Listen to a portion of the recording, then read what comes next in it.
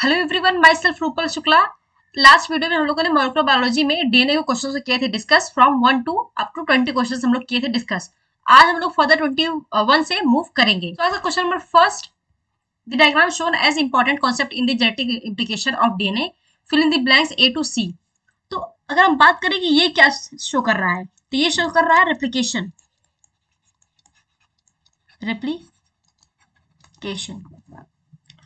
और सी ये है, इसे कहते हैं central dogma. Central dogma that was proposed by Francis Crick. Francis Crick. So यहाँ पे ए, डीएनए से एमआरएनए बनना, इसे कहते हैं ट्रांसक्रिप्शन। ट्रांसक्रिप्शन। और आरएनए से प्रोटीन बनना इज कॉल्ड ट्रांसलेशन। ट्रांसलेशन। और एक होता है डीएनए से आरएनए बनना, इसे कहते हैं ट्रांसक्रिप्शन। एक होता है आरएनए से डीएनए बनना, उसे कहते हैं रिवर्स ट्रांसक्रिप्शन, मतलब उल्टा ट्रांसक्रिप्शन। सो यहाँ पे करेक्ट आंसर है ए ट्रांसक्रिप्शन, बी रेप्लिकेशन नहीं, बी है ट्रांसलेशन। सो करेक्ट आंसर है option C. Question number 22, in some viruses the flow of information is in reverse direction. Reverse direction अभी मैंने बताया कि from RNA to DNA, from RNA to DNA. You can suggest a simple name of the process, उसे कहते हैं reverse transcription. ये होता है with the help of enzyme, जो कि एंजाइम होता है रिवर्स ट्रांसक्रिप्टेज। ट्रांसक्रिप्टेज। और रिवर्स ट्रांसक्रिप्शन को हम एक अदर नेम से और जानते हैं, जिसे कहते हैं रिवर्स ट्रांसक्रिप्शन और इसे कहते हैं टेमिनिज्म। टेमिनिज्म। टेमिनिज्म क्यों कहते हैं? क्योंकि रिवर्स ट्रांसक्रिप्शन जिसने दिया था वो थे scientist Temin and Baltimore. Temin and Baltimore, इसे से कहते हैं टेमिनिज्म। Question number 23, the length of the DNA in a human cell is about, that is about 2.2 m. So correct answer is option C. Question number 24, find out the number of base pairs in E. coli DNA if its DNA is 1.36 mm long.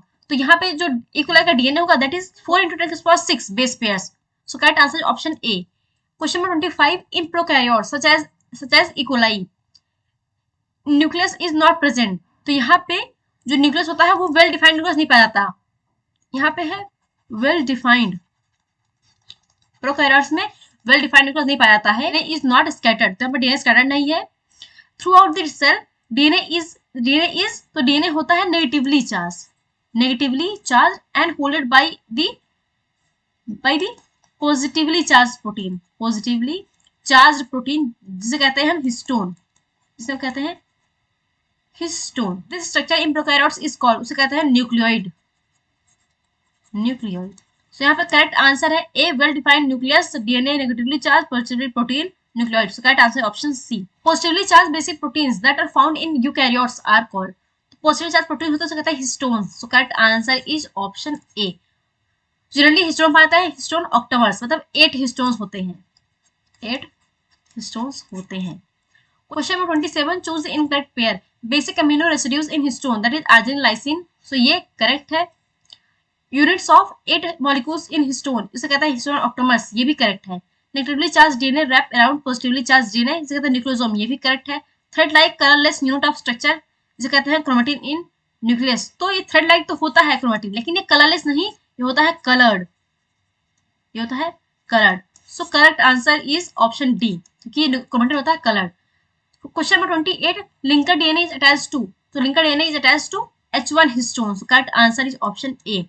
Question number 29, the packaging of histone at higher level requires an additional set of proteins that are collectively refers to as, उसे कहते हैं non histone protein, so correct answer is option B, जिसे हम बाद में कहते हैं higher level के लिए इसका scaffold protein, scaffold protein.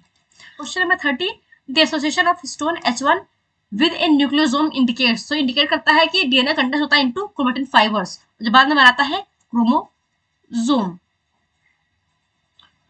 So correct answer option C. Question number 31, in the given diagram identify A, B and C. तो ए है डीएनए, सी है histone octamer, histone octamer, B है हिस्टोन H1 हिस्टोन, जिसे कहते हैं linker histone, linker histone.